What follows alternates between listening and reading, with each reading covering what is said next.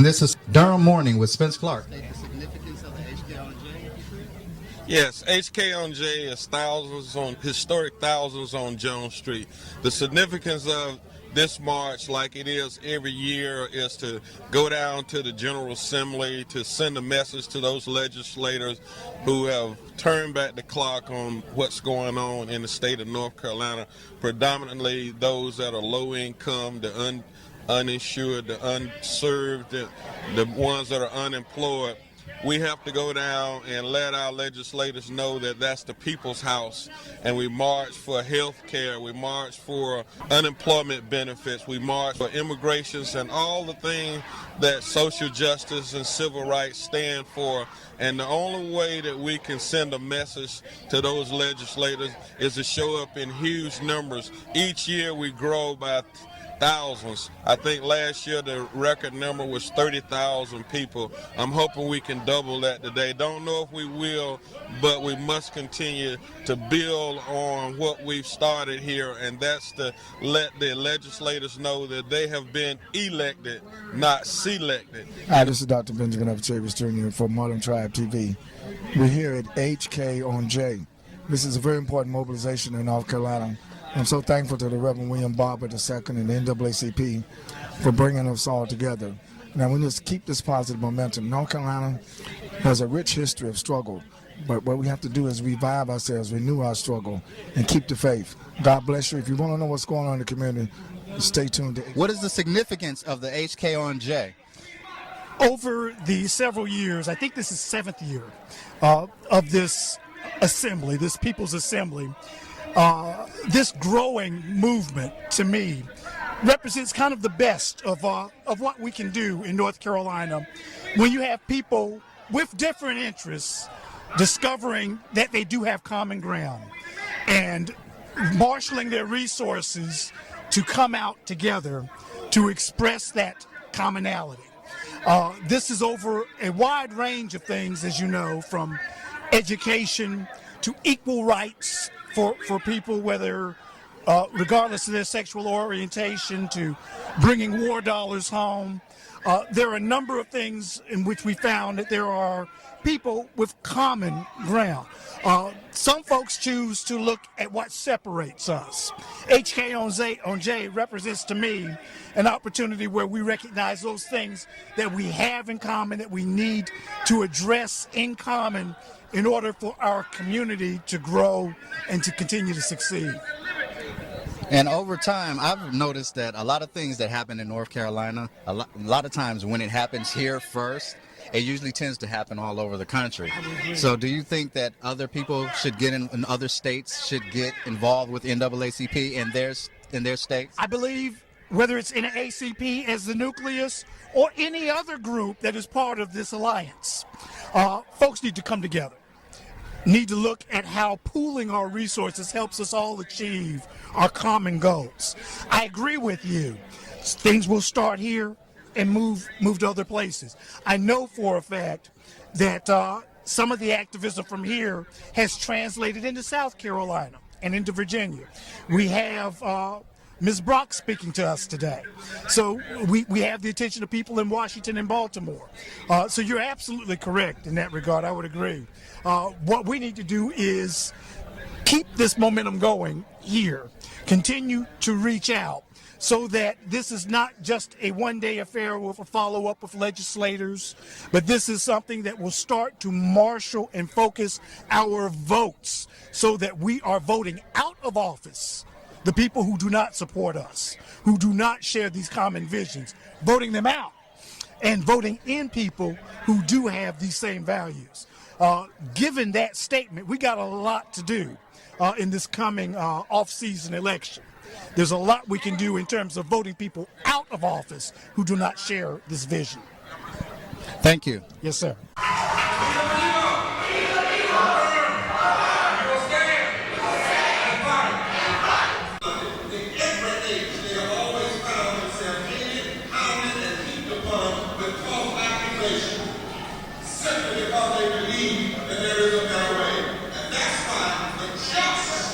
Must live by faith, and we must know who we are.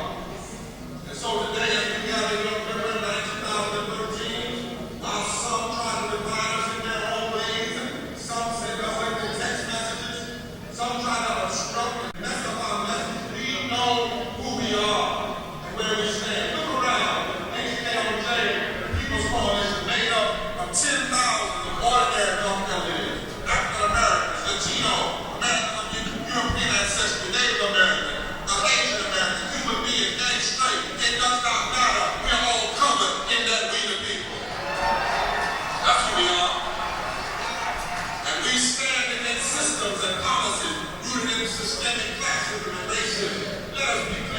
The term classism can refer to personal prejudice against lower class people, but it can also refer to institutional classism.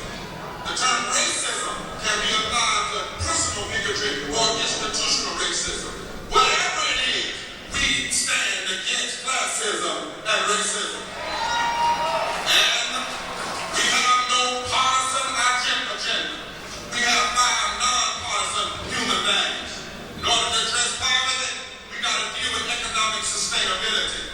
We got to fight for full employment, living wages, alleviation of the spread of unemployment, green economy, living labor rights, affordable housing, targeted empowerment zone, strong safety nets for the poor, better policies for immigrants, infrastructure development, and fair tax reform. Number 2, we have to have educational equality, ensure that every child has a well-funded, constitutional, diverse public education, access to college. We need health care for all and protecting Medicaid and Medicare. We need fairness in the criminal justice system. We need voting rights, not only to defend them, but we need to protect them and we need to expand them. That's our agenda. And for those who may be the enemies of this movement, don't say what you think we stand for. We will tell you what we stand for. So we come here today, our purpose is to bemoan the grim realities of so many North Carolinians in poverty. 8 to 10% of our workforce is officially unemployed. Thousands of North Carolinians, the rate is actually higher than the number. Black unemployment is twice that the whole human race suffers. The gap between the rich and poor is wider than it was in the Great Depression. 1% of Americans own 40% of the wealth. There are 1.7 million North Carolinians living in poverty, 700,000 in deep poverty, 600,000 children, 130,000 Latinos, 200,000 white, 200,000 African American, 11,000 American Indian. These are not black or white children, they're our children. Well, over 20% of our population is in poverty. 44% of African American children live in poverty. There are 10 counties where the poverty rate has been over 20% for 30 years. 60% of women with single families, not black women, women live in poverty. Most poor people are white, working, and female. Last year we visited 27 towns and cities. We saw people living in the woods, living in storm drains, trying to make it. We put a face on the numbers because somebody in this house said there weren't really any poor people in North Carolina. We cannot ignore this issue. These are our brothers and sisters. Tell somebody these are our brothers and sisters. We cannot continue to commit attention violence against the poor and write them out of our public policy and our private activity and sometimes even out of our pulpits. We know who we are. We know that we are called to bear witness at this moment in history. We have faith that there is a better way for North Carolina and a better way for America and a better way for our world. And though, my brothers and sisters, we know who we are, there are some folk back here that are confused about why they are. In the face of our progressive agenda, a unifying agenda, we've seen a new ultra-conservative Republican-led leadership unleash a cruel and unusual quadruple attack on labor rights, unemployment rights, Medicaid, and voting rights that will have a devastating impact upon the poor and working people. In fact, they did that in less than 1 day. Schumer and I did it in less than a combined time of 30 minutes. In 2 committees, 15 minutes apiece, they passed laws to roll back Medicaid for 500,000 people.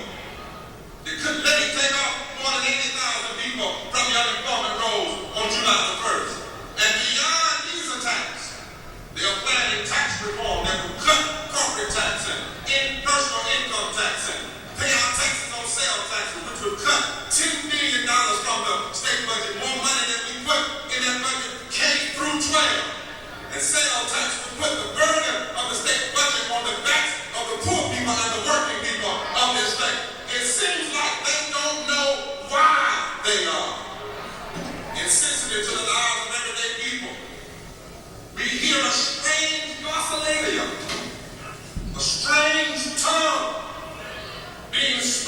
the legislature. Not we the people, not good of the whole, but we the legislators who are supposed to be working for the good of the whole, suggesting in debate the poor don't need health care. That's a strange term. Every county should take care of their own poor. That's a strange term. The federal government and giving back billions of taxpayer dollars to help the poor is a violation of states' rights. That's a strange term. Unemployed people will get jobs, but we take their unemployment insurance and give it back to the corporation. That's a strange term. You not follow us in that term? They suggest this is how you fix America. This is how you fix North Carolina. This is how you fix poverty. Three things: get more tax cuts to America and get more guns. That's the agenda. Get more tax cuts to America. Tell poor people to be more responsible. Get more guns. It's a ridiculous kind of rhetoric. It's a strange term that we can't interpret because it does not sound like freedom, does not sound like justice, does not sound like righteousness. The governor has rightly suggested that we need to slow down on denial of Medicaid. We applaud him for that. But he was quoted as saying cutting unemployment benefits to unemployed North Carolinians and paying back a debt on the backs of poor people and working people who didn't create the debt. The debt was created by giving cuts to corporations. And now we're going to take money out of the homes and mouths of North Carolinians struggling to make ends meet, fighting through unemployment, trying to pull their way out of this recession. He said this was a necessary evil. I wasn't going to bring up the word evil today.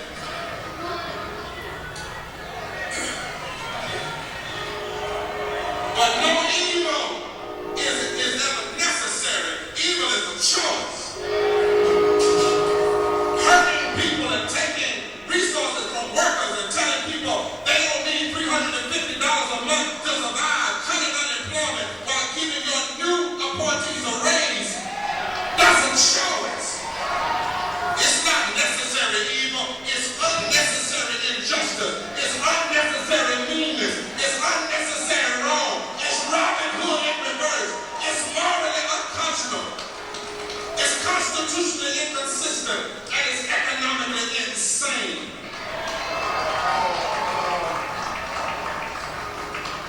The decision made in this house may be a game for some people. For some folk back here, it's partisan lines. Some of them are intoxicated with power. Some of them are paying back their wealthy donors. Some of them have a commitment to an extreme, ultra-conservative ideology. But for the average North Carolinian, not like Latino or otherwise, these decisions are matters of life and death. Matters of food and heat and medicine. In just 1 week, my brothers and sisters, we've seen a revival and renewed commitment to implement policies rooted in the repressive policies of states' rights, classism, racial discrimination, economic justice. The reality is this old South politics. And I wish you would turn to your neighbor and say, we want to be in the new South. So we come here today. They may have the votes right now, but we have the voice. People united can never be defeated. Our people united can never be defeated. Our people united can never be defeated. Forever. And we must dramatize these shameful actions. Not only for North Carolina, but for the whole nation to see. And if our mobilizing doesn't mean something that strikes their conscience, then we need to educate the voters. We need to challenge them in their home district. We need to teach people what's going on so that a few days from now, 630, I believe, we can go back to the ballot box and judge them by it.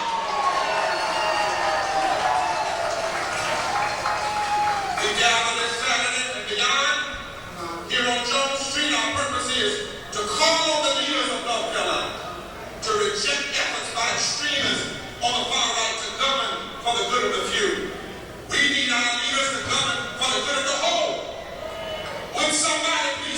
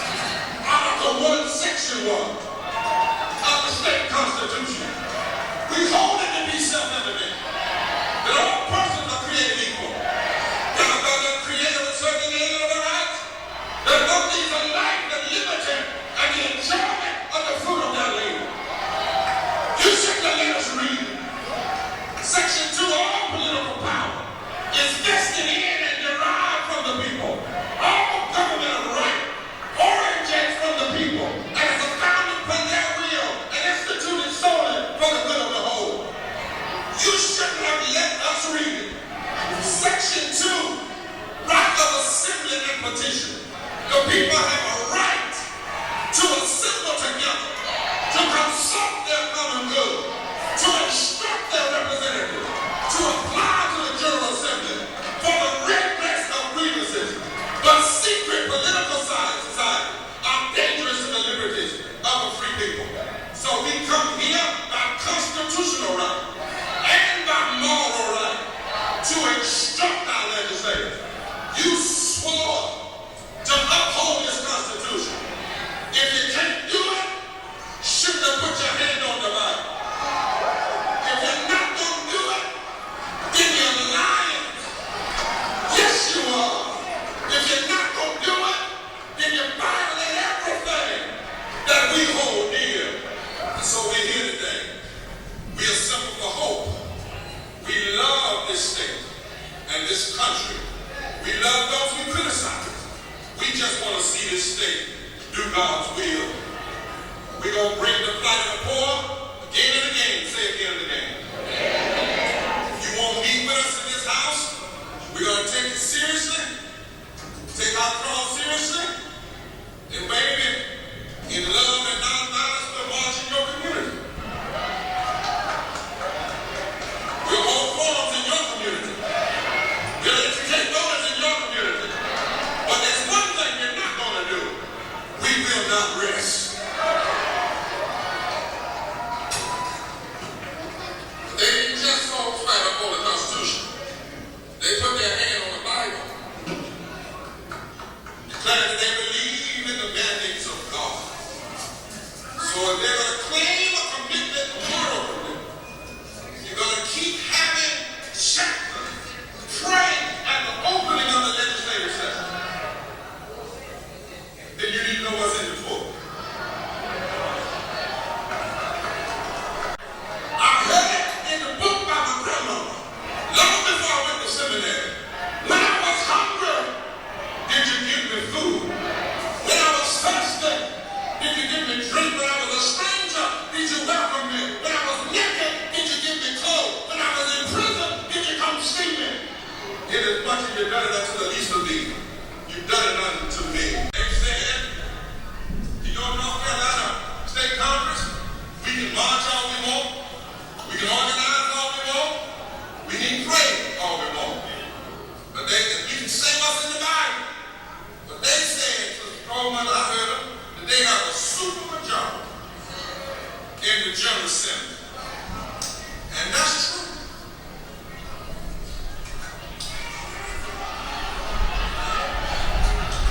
But it's 170 of them.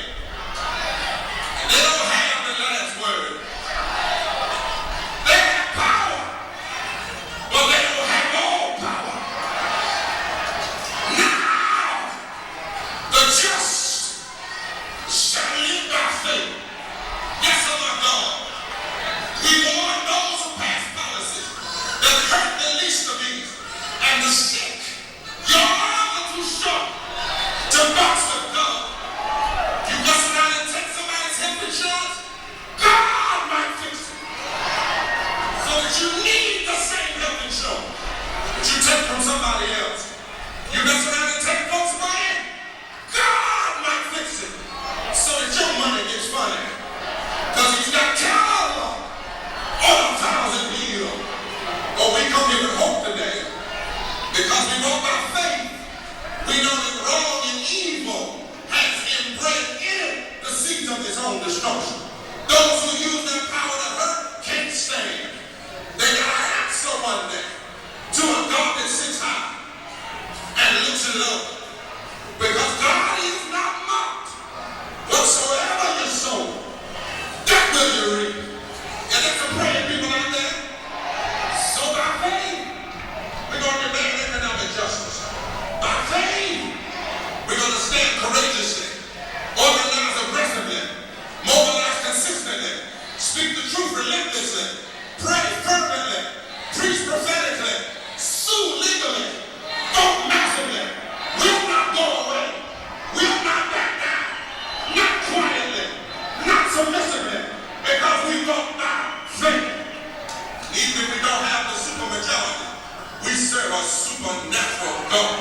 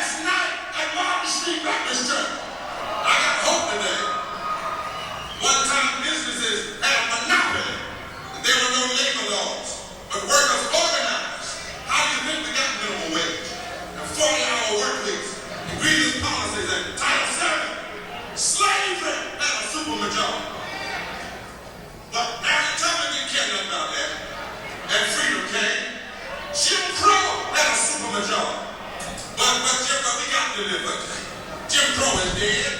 Supreme Court had a supermajority in 1954. 9 white Supreme Court justices, 1 former Klan member, but 3rd good Marshall still was. When this nation passed the 1964-65 Civil Rights Act, Voting Rights Act, Dixie Democrats thought they had a supermajority. Don't you remember them boasting? Segregation yesterday, today, and tomorrow. But when people of faith pushed back, they made Wallace to be a liar. Apartheid had a supermajority, but it came down and Mandela went up. And in 2012, meanness, money, hate, racism, what they call it about, oh, here it is, the deep, dark vein of intolerance, thought they had a supermajority. But on Martin Luther King National Holiday, 2013, for the second time, the whole world heard these words.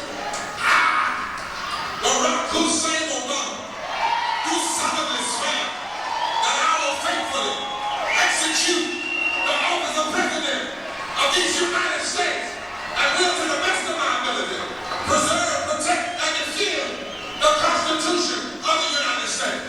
If we do our part, God plus us is always a majority. God will make our enemies our footstool.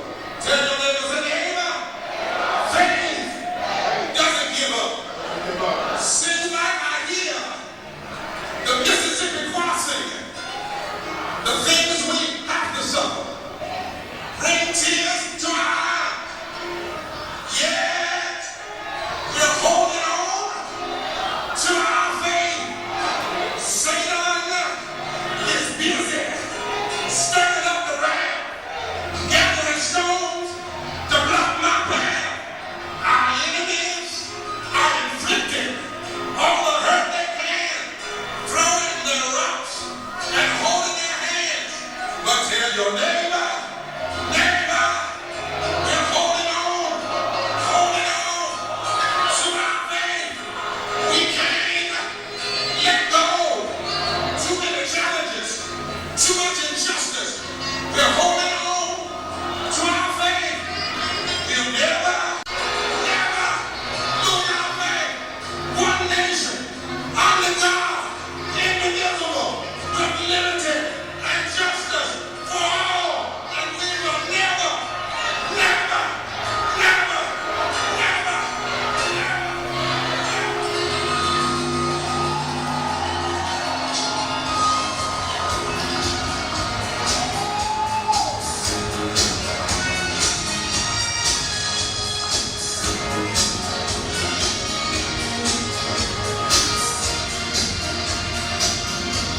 On behalf of the 110,000 union members in North Carolina, I stand with you to demand justice.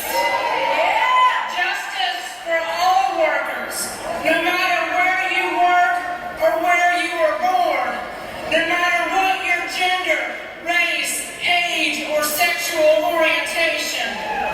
For all workers, we demand good jobs, living wages, safe working conditions, and the right to form unions and collectively bargain. We demand dignity and fairness for immigrant workers in our fields and factories, and better safeguards for our children wherever they work. We demand equal pay and equal opportunity for women and people of color. We demand that workers be shown the same respect as business leaders, because without us there can be no business. We demand that legislative leaders stop this race to the bottom to see which state has the cheapest, most complacent workers. We demand not handouts, welfare, or entitlements. We demand what we have earned, what we have worked for, and what we deserve. We demand justice.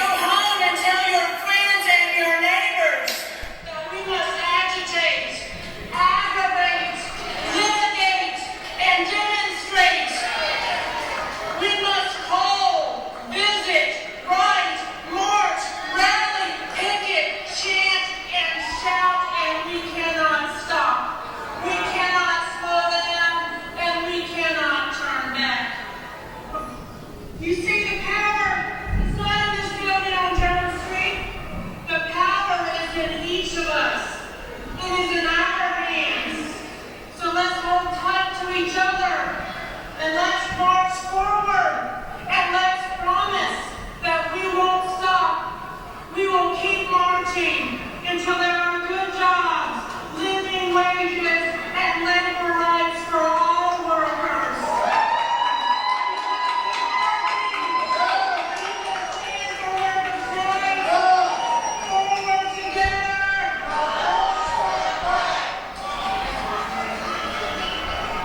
Grab somebody by the hand.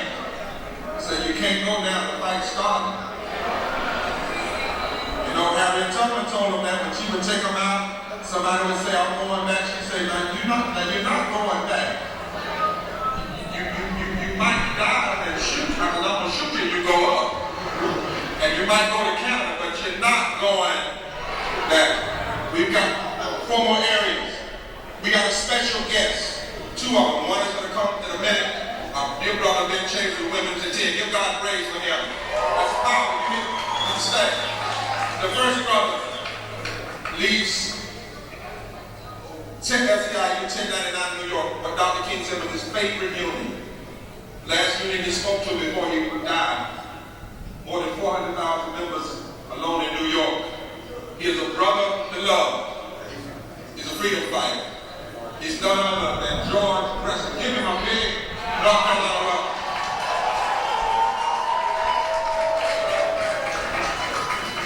Hello, North Carolina. I must tell you that it's a blessing to be here today, and I know that I'm blessed. First of all, I did not have to speak after Dr. Barber or Chairman Brock. But I'm here because we know that what working people deserve in this country is not always what we get. And here in North Carolina, I come in solidarity to tell you that we as working people are going to get what we deserve. Because I got to get you know as well. Did you know that this is what America looks like? Did you know that we are the 99% and we have the power to make the change that we need? And did you know that those who say they can divide us to separate working people, they need another thought coming, because this is the politics of the future in this country. That we are one coalition of working people standing for each other. And when you take care of business, sisters and brothers, in North Carolina, on the national level, I need you to stand up for comprehensive immigration reform. We are a country of immigrants. If you are not Native American, that means you came to this country. And we all want the same things in life. We're not going to allow them to divide us, because some people came into this country to take care of their families. And what they won't talk about is the global economy that made it impossible for them to take care of their families from whence they came.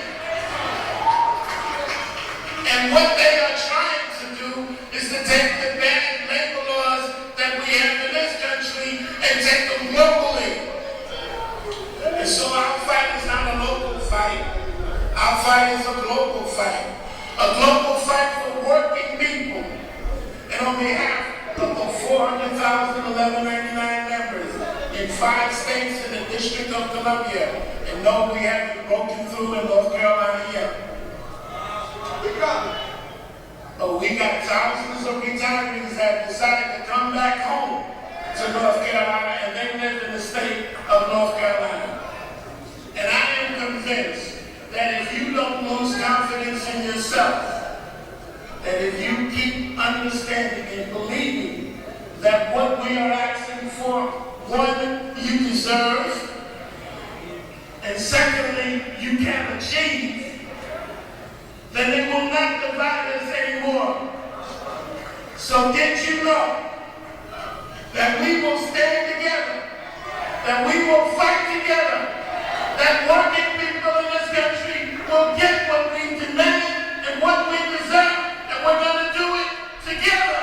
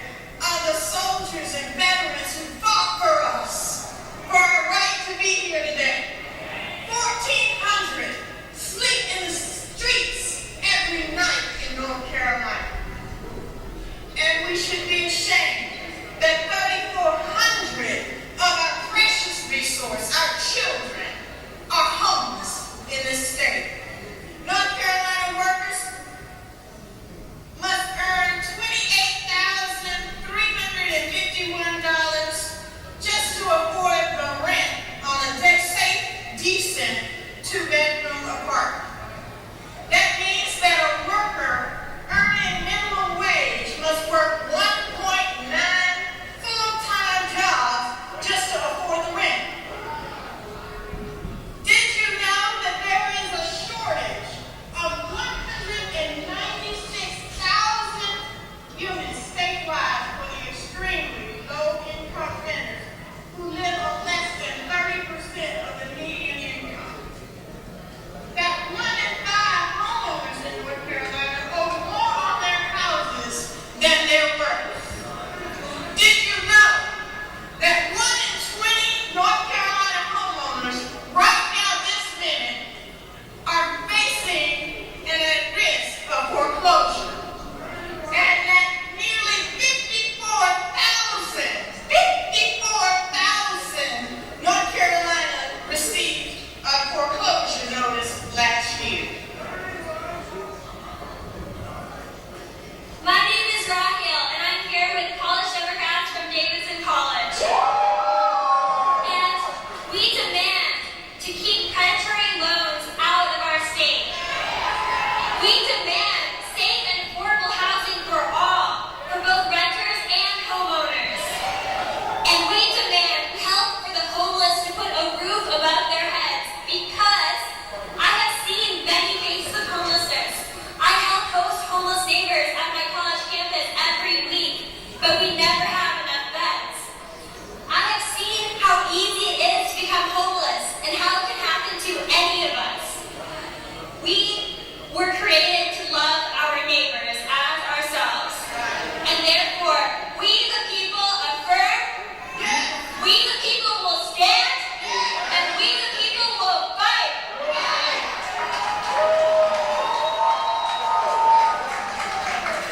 Let me tell you how serious this matter is. The other night we were at ECU organizing, and this young brother came up and asked could he have 1 minute because of homelessness. The stranger's in school now, but would you respectfully give him 1 minute? And then we're going to bring Dr. Chavis up.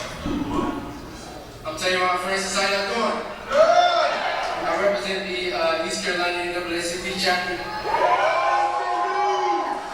I just want to share some words of empowerment with you today. A lot of times we come here, we get excited, but we do the same things tomorrow as what we were doing yesterday. So we got to be serious if we're going to do this. You know, you got to know why you're doing this. I'm tired of seeing my mother, my father, my grandmother, the pain in their eyes every time I go home, and I can't take that, man. We got to do something for real. I got friends that's been homeless for 3 years. Said turned his heart cold to see his brother washing up herself out of a basket every day. Like, it's real, the struggle's real. Like, we sleeping on everything that's really going on. And our young people, we gotta be serious for real. Because the older our parents and our grandparents get, the responsibility for change falls on us. So we do something, we gotta do it for real. You know, I'm sure that people will be proud of us, but we still have a long way to go. So we gotta do it. You know, one last thing, we talk a lot about supporting each other. We really have to do that, you know. We're a team, we're a family, all of us. The person to your left and your right, even if you don't know, we together, you know. Ray Lewis couldn't win a Super Bowl by himself, you know what I mean?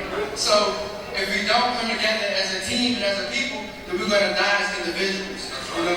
Find something worth dying for, then live for it, okay? So, that's what I have to say. I love you.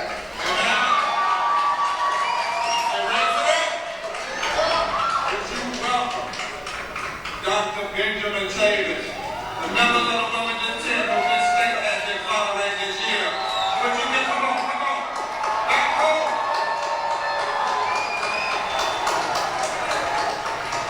Thank you very much. This is the day that the Lord has made.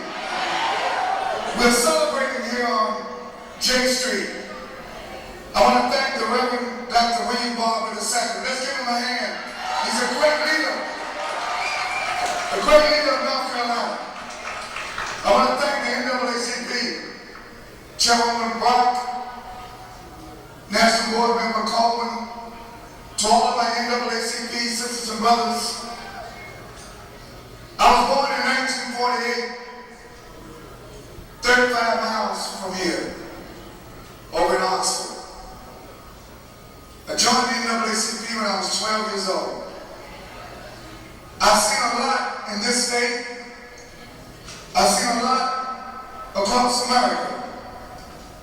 I've seen a lot in Africa and the Caribbean. But I'm so pleased that I see this day coming back in North Carolina. We need HK on J. We need freedom, justice, and equality. Now I want to say something. This is the People's Assembly.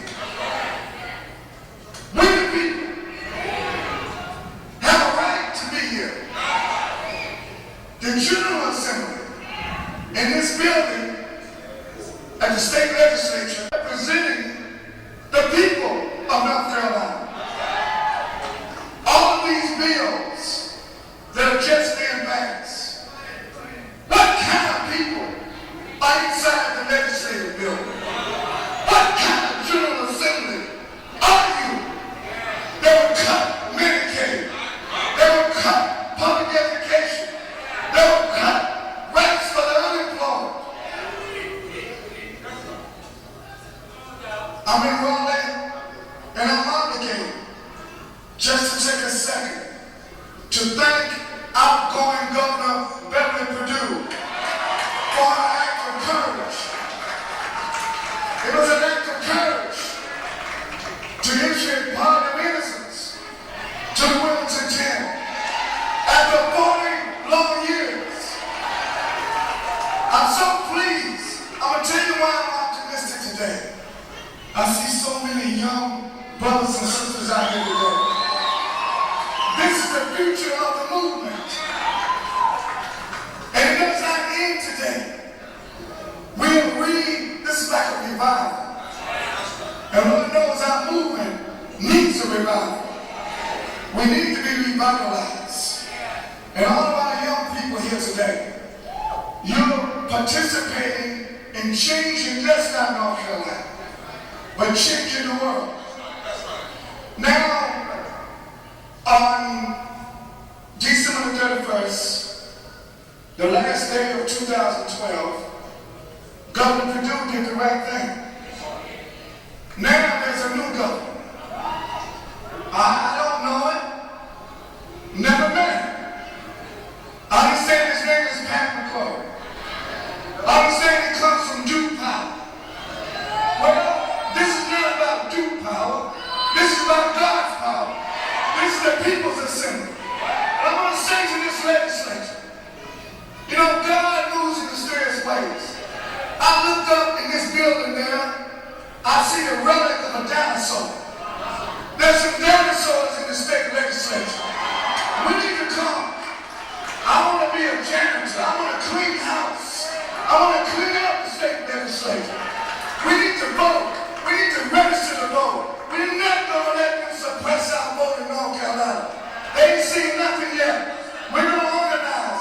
I'm coming back home to North Carolina. I'm joining with Reverend Barber. I'm joining with the NAACP. I'm joining with the labor union. I'm joining with the students. We're going to build a movement. We're going to turn this state around. And we're going to clean out that dinosaurs in the state legislature. Their bones belong in the museum. God bless this movement. God bless this movement.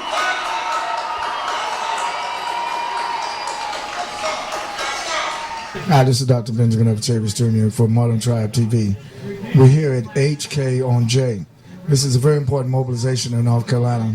I'm so thankful to the Reverend William Barber II and the NAACP for bringing us all together. Now, we just keep this positive momentum. North Carolina has a rich history of struggle, but what we have to do is revive ourselves, renew our struggle, and keep the faith. God bless you. If you want to know what's going on in the community, stay tuned. We're going to do it. We're going to organize, organize. We will continue to make the demands that you have heard today, not just here in Raleigh, but just as Reverend Barber said, in your home and local areas. And we will do it. Now repeat this after me, but this is something that you have to do and organize in your home areas. Local People's Assemblies. People's Assemblies. That's what we're going to do. That is going to be the vehicle to take HKOJ to where it ought to be, to creating a better America and a better North Carolina.